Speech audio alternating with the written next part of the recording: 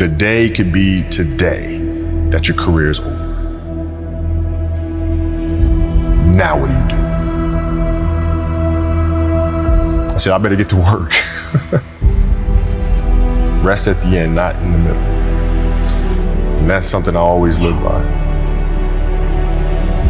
I'm not gonna rest, I'm gonna keep on pushing now. There are a lot of answers that I don't have, even questions that I don't have. But I'm just gonna keep going.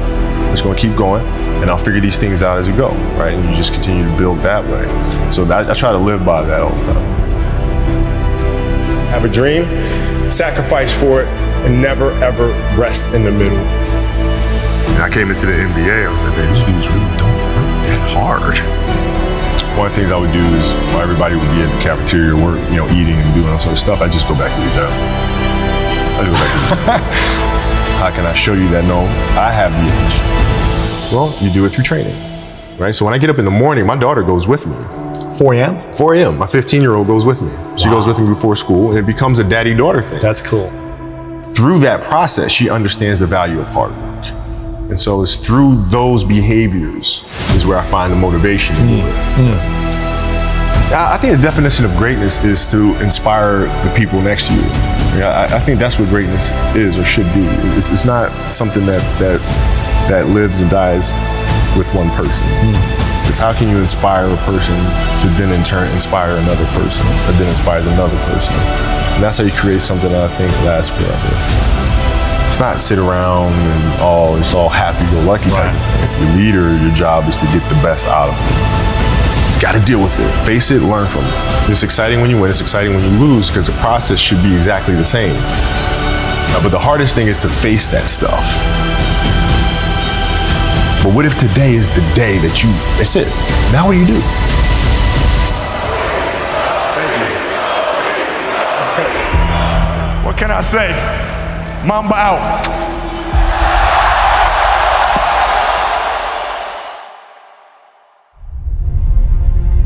My parents were great.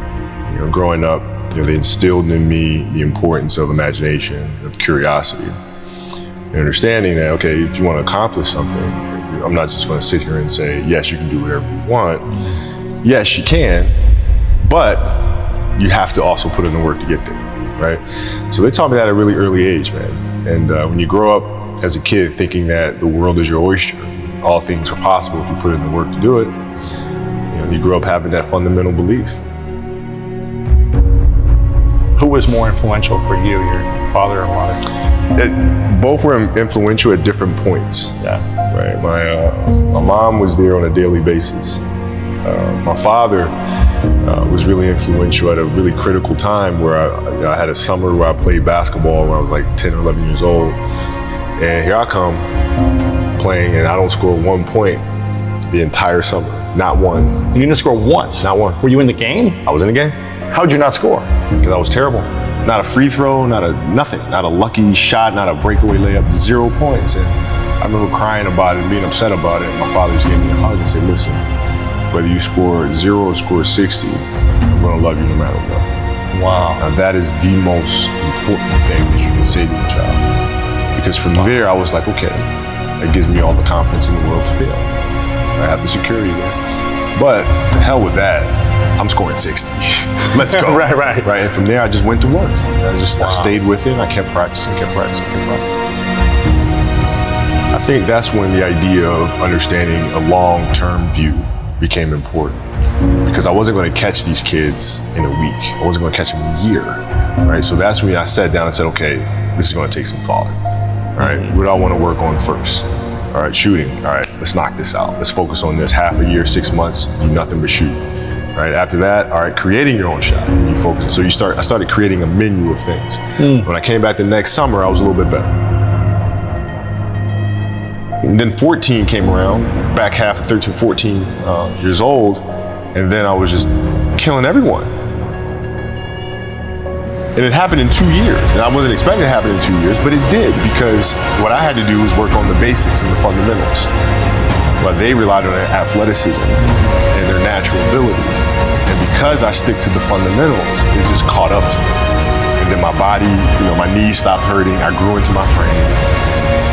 and then your athleticism. Once you have the fundamentals, the hard work, the mindset, and you tack on the athleticism, it's game over. Then it was game over. Wow.